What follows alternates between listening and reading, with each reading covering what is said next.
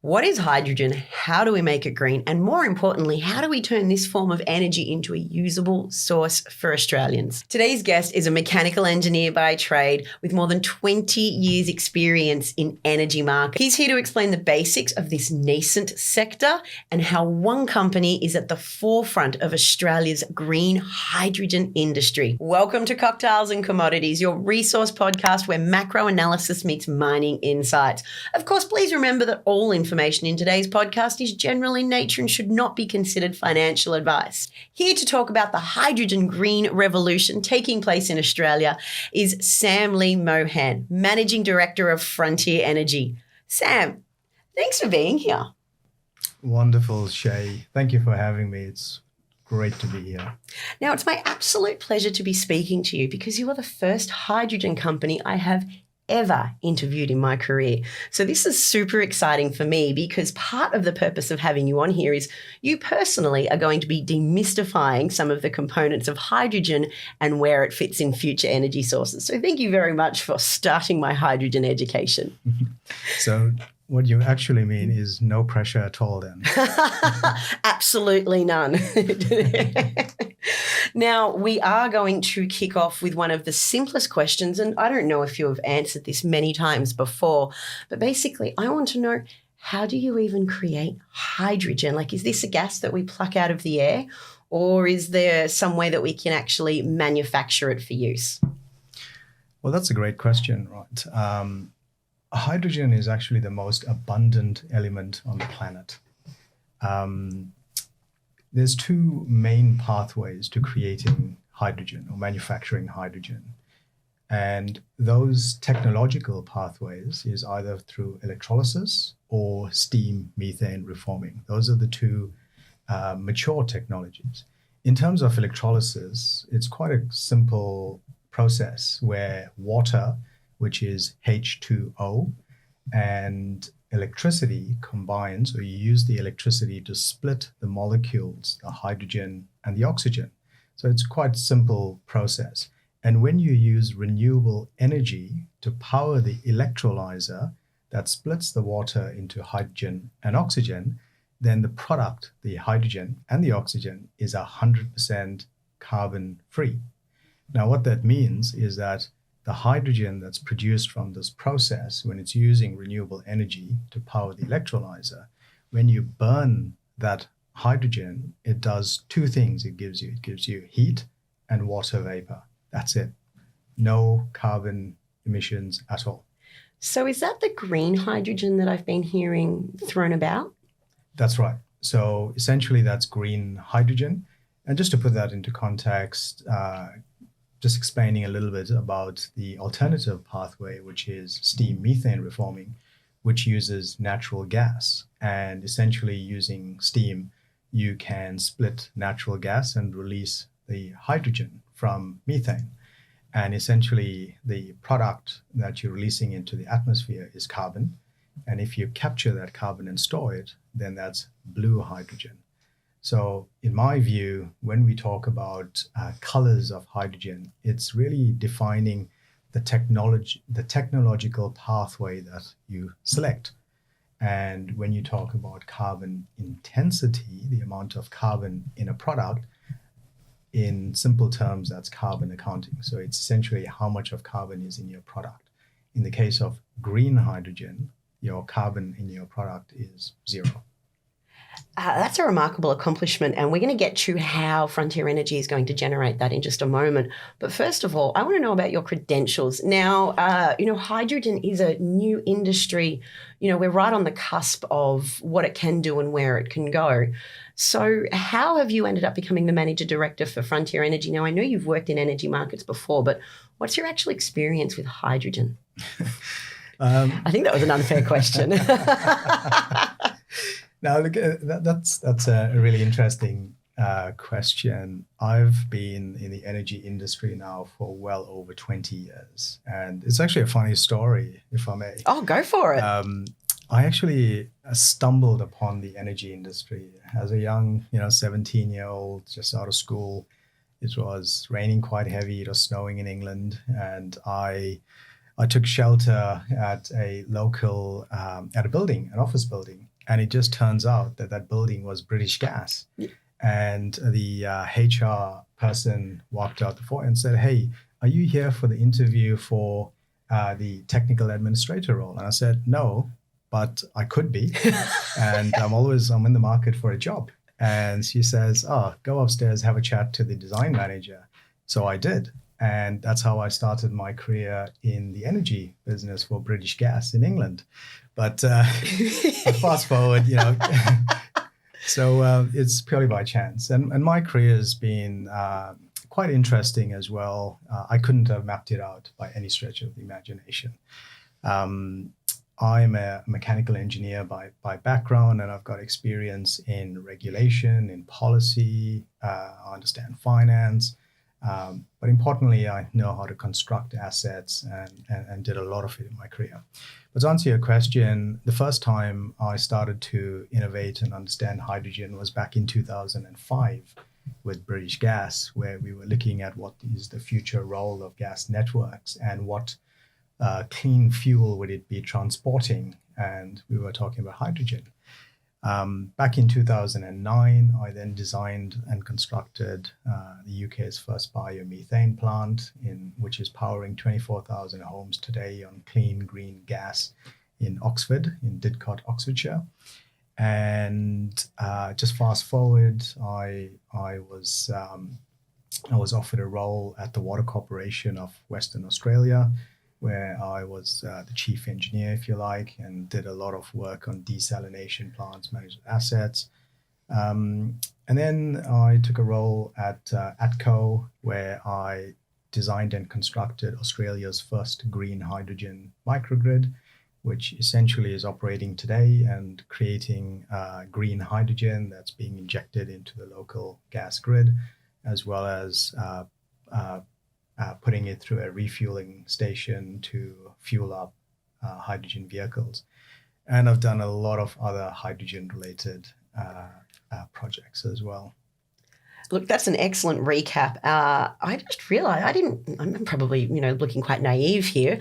I didn't realise that the hydrogen story started building, nearly 20 years ago now. So you've, it sounds like it's a new moving story now, but you've really been there at the birth of the hydrogen as a main source of energy, haven't you? I'd like to claim that, but, hydrogen's been around for much longer than that. Today, there's 95 million tons of hydrogen produced and transported globally. It's just the way we think about hydrogen has evolved. So hydrogen was used predominantly in industrial processes, as feedstock, as power on industrial plants. But with the maturity of renewable energy, so solar and wind, etc., with maturity of those assets, it means that we can create hydrogen more efficiently, and we can create green hydrogen, and then we can use that hydrogen to displace fossil fuels. So, for example, instead of burning coal for power generation, we could use hydrogen in power plants, and then it's clean and it's green. Instead of diesel in vehicles, we could use hydrogen to power those long-haul trucks and cars and heavy moving earth-moving equipment, etc. And also, countries like Japan and South Korea, who is reliant on importing of fuels for power, they have got significant markers in place where they are looking to import hydrogen, clean green hydrogen, for powering their entire countries. So all of this, when you put it all together, hydrogen has been around for a long time. We understand the fuel, but how we think about it has evolved. And it's now maturing into this whole new industry for Australia and globally. Sam, that's an awesome answer. And I think you just showed how little I know about hydrogen, to the point where we're going to have to create a hydrogen special to really delve down into this at some point. But what I do want to talk to you about is some of the exciting things Frontier Energy is doing. Now, in a lot of your promotional material, you have all these solar farms laid out in photographs. How do they fit in with a hydrogen business? Sure. So let me start first by just explaining a little bit about Frontier Energy and its competitive assets. So, Frontier Energy, first and foremost, is a West Australian renewable energy development company.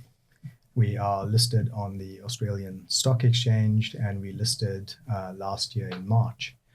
And since then, we've secured our connections onto the Southwest Interconnected System, which is the main electricity grid in Western Australia.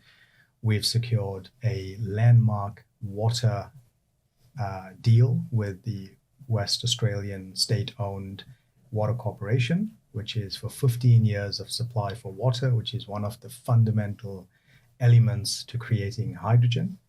We also entered into a collaboration agreement with Australian Gas Infrastructure Group, who owns and operates the Dampier to Bunbury natural gas pipeline, which is right next door to our asset. And our land is also it's freehold land, so it had native title extinguished over 60 years ago. The land's been farmed for almost 60 years as well. So we're very confident there's no artifacts or heritage issues or barriers, if you like. So when you put those assets, those competitiveness together, and you consider where energy is and the energy markets in Western Australia, solar is the cheapest form of renewable energy. And we have a prime location, including our connection to the Southwest Interconnected, the electricity grid. So that means that as stage one, we can deploy a 114 megawatt solar farm. Now, the solar panels and the tracker technology is very mature technology. It's been around for decades and it's very easy to deploy. It's a low construction risk and it's an opportunity for us to start generating early revenue.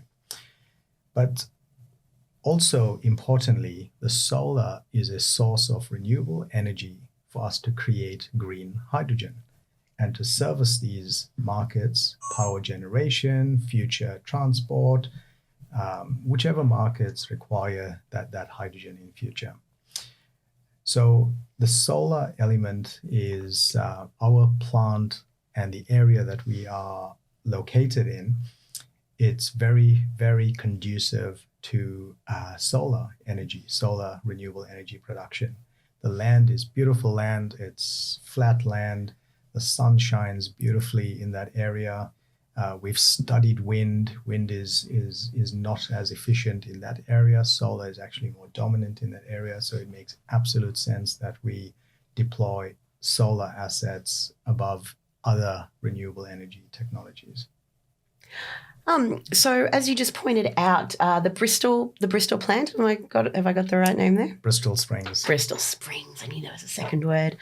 So Bristol Springs is the company's first stage, and basically, as you said, it's going to be an early revenue generator for the business. What would be the second stage then? Yeah, sure. So Frontier Energy has a collaboration agreement with a partner company, Waruna Energy. And Waruna Energy, Frontier Energy owns 20% of Waruna Energy. Waruna Energy is literally next door. It's a neighboring farm to Frontier Energy, and they've also got a connection onto the grid. Now, when you consider the current landscape for renewable energy or energy onto the grid, there is a requirement for firm power generating assets. Collie, which is a coal-fired power, a coal town, if you like, in Western Australia, and it's home to the state-owned coal-fired power plants, which is set to retire between 2027 and 2029. So there's huge amounts of base load power that's coming off the grid because governments want to retire coal-fired power plants. So with that, you need new generation to come online. And Waruna Energy is studying a minimum sized 120 megawatt peaker plant, which runs on dual fuel. It can run on hydrogen and it can run on natural gas. It can run on blends of hydrogen and natural gas. So the way we see it is Frontier Energy can be an early generator by deploying the solar and putting power, solar power, onto the grid. That is a very lucrative business model. And that's our stage, call it stage 1A. Stage 1B would be developing the dual fuel peaker plant. The dual fuel peaker plant will run on natural gas, and because Frontier Energy and Varuna Energy is under a collaboration agreement, and when it makes sense in future, we can bring those companies together. Essentially, the plant as a whole becomes net zero because we can use our carbon credits from the solar. We can also generate ACCUs, Australian carbon credit units, and the plant, when it's running on natural gas, can be 100% net zero. What that does is that also creates demand fuel. And as I mentioned, the peaker plant can run on dual fuel. It can run on hydrogen as well. So that creates demand for Frontier's hydrogen. So essentially, we've got a revenue generating asset, the solar. We've got a peaker plant as stage 1B that's also generating revenue. And it's a net zero plant from day one with offsets. And as we then deploy in stage 2, we deploy the hydrogen plant. The hydrogen plant will then create the green hydrogen using energy from our solar plant, and that fuel will then be used into the power plant. Now, what's really interesting from a revenue perspective is in West Australia, we have what is called the reserve capacity markets, where the government actually procures capacity. So essentially, our peaker plant and our solar plant can generate a revenue, guaranteed revenue in the reserve capacity markets, and essentially that is can be locked in for a period of 5 years, generating guaranteed revenue for the company.